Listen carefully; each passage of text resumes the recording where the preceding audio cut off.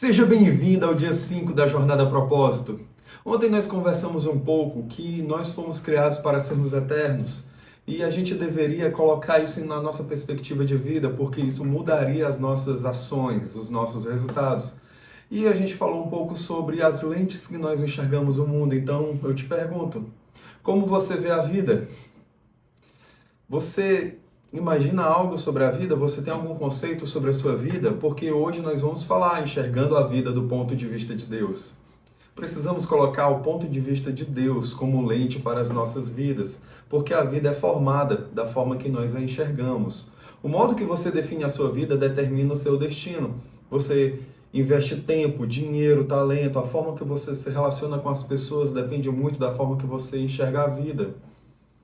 Cada pessoa entende a vida de uma forma. Uma montanha-russa, um quebra-cabeça, um carrossel, um jogo, porque a montanha-russa tem altos e baixos, o quebra-cabeça tem cada peça para se encaixar e a gente precisa entender essas peças. Ou um carrossel que você gira, gira, sempre dentro de ciclos e nunca encerra esse ciclo sem fim. Ou um jogo ao qual você precisa saber as regras do jogo para poder vencer. Quando eu te perguntei como você imagina a sua vida, que imagem veio à sua mente? Viu alguma imagem dessa? Um carrossel, uma montanha-russa ou qualquer outra metáfora? Essa imagem é a metáfora que você tem sobre a vida. Seja essa metáfora consciente ou inconsciente, todos nós temos uma forma de enxergar a vida. E esse entendimento nos influencia muito mais do que nós podemos perceber. Quem imagina que a vida é uma festa, procura sempre se divertir. Quem imagina a vida como uma corrida está preocupado com a velocidade e está sempre apressado. Quem enxerga a vida como um jogo, vencer é algo muito importante para essa pessoa. Ela se torna competitiva, ela quer sempre vencer. E qual é a sua visão sobre a vida? Ter uma imagem defeituosa sobre a vida é um grande problema. Precisamos desafiar a forma que vemos a nossa vida, principalmente a sabedoria popular que aprendemos ao longo do caminho. Há uma fábula da cigarra e as formigas. Você conhece bem essa fábula, que a cigarra cantava e tocava seu violão enquanto as formigas trabalhavam. Até que chegou o inverno e a cigarra começou a passar fome. E ela disse: formiga, me dê um pouco do seu alimento. E ali a gente aprende sobre o preguiçoso. Mas é interessante essa parábola. A cigarra estava cantando e tocando. Para mim, para essa fábula realmente representar o preguiçoso, ela deveria estar dormindo, deitada, parada, inerte, mas ela estava tocando e cantando. Eu não vejo uma cigarra preguiçosa, eu vejo uma cigarra que estava atuando numa área criativa, ou seja, a gente começa a colocar na nossa cabeça que um artista é preguiçoso, que alguém que atua nessa área criativa não faz nada, está preguiçoso, não gera nada. Para mim, essa fábula nos ensina que a cigarra não soube monetizar o trabalho dela. Afinal, a formiga trabalhou bem melhor ouvindo música. A formiga trabalhou naquele pique porque havia alguém cantando e tocando para ela. Na verdade, ela deveria ter feito parte da equipe. Olha só, tratamos como preguiçoso alguém que tem outro talento. Talvez a cigarra não soubesse coletar comida, mas ela melhorava o ambiente de trabalho das formigas. Outra música, como a aranha subiu pela parede, veio a chuva forte e a derrubou. Já passou a chuva, eu preciso cantar a música para lembrar o céu. E a dona aranha continua a subir. Olha só, ela é teimosa e desobediente. Sobe, sobe, sobe e nunca está contente. Poxa! Quer dizer que uma aranha que busca o seu propósito de subir pela parede, de fazer uma teia bem grande para pegar as melhores moscas na altura, ela tem um problema, ela é teimosa e desobediente. Eu canto para o meu filho que a aranha, ela é determinada, ela tem um propósito, a aranha quer subir, ela não vai parar com a adversidade da chuva. Ela vai ver, o sol está subindo e eu vou continuar a minha luta, porque eu não vou parar por causa de uma mera chuva. E a gente chama a aranha de teimosa e desobediente.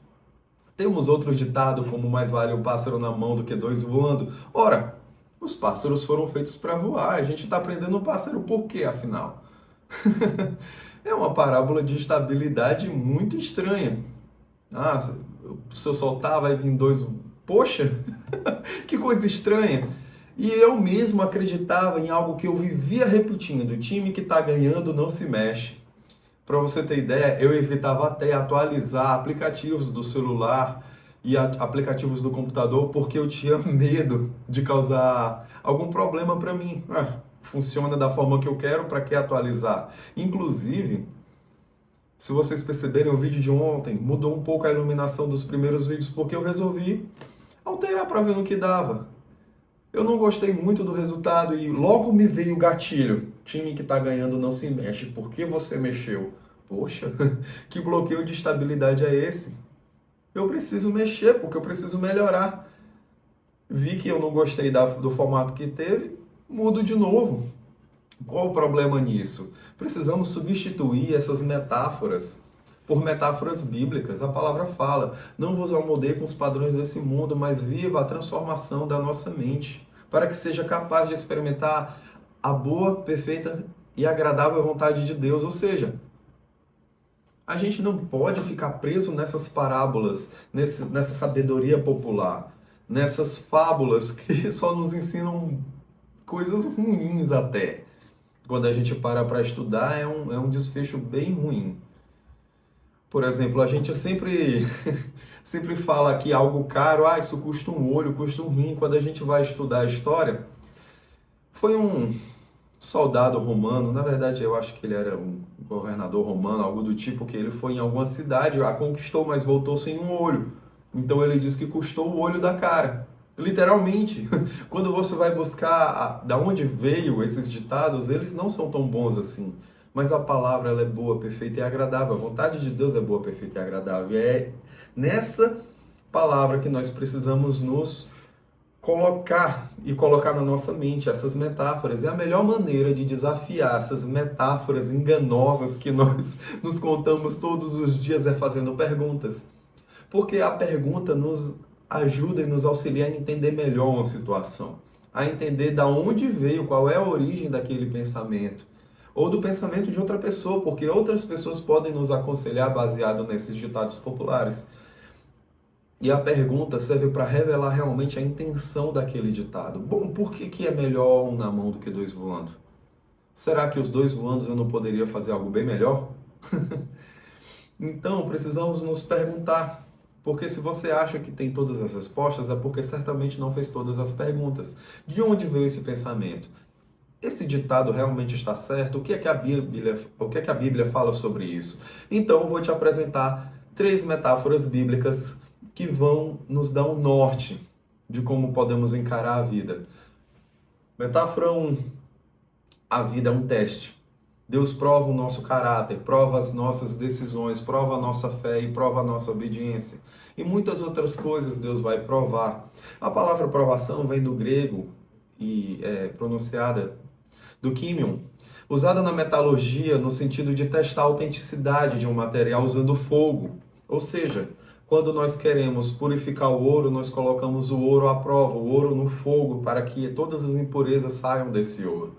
E a aprovação tem um sentido positivo, ou seja, a intenção da aprovação é te aprovar, é te fortalecer, é te gerar perseverança.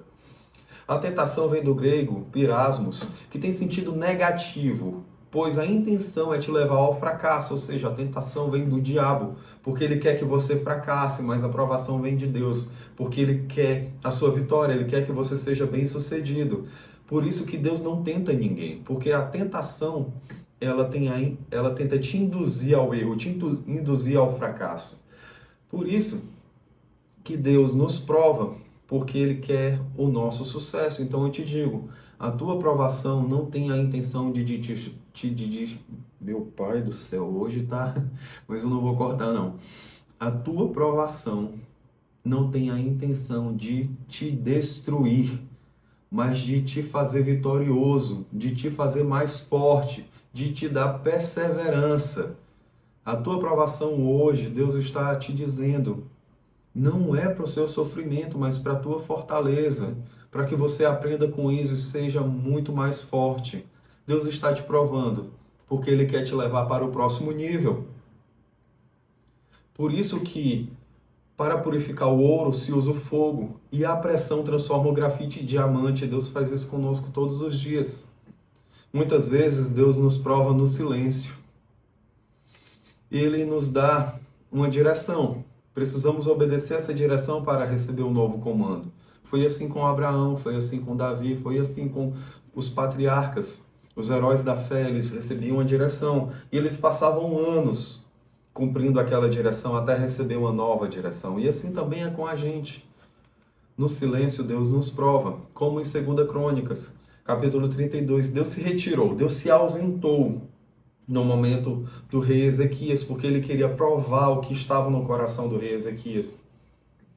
Quando eu fiz a mentoria SPR do Pablo Marçal, a mentoria que inclusive foi a porta para a Batalha da Sabedoria, a qual eu recebi o prêmio de ganhador, eu orei a Deus perguntando: Senhor, eu faço essa mentoria porque naquele momento eu não tinha condição financeira para pagar aquela mentoria. Tinha acabado de sair de um momento difícil, de grande instabilidade financeira, e eu orava: Senhor, eu entro nesse projeto, eu entro nesse propósito, eu entro nessa mentoria, realmente é algo caro para mim agora. Eu entro nisso, vai dar certo? Senhor, me dá uma direção. E o Senhor em silêncio.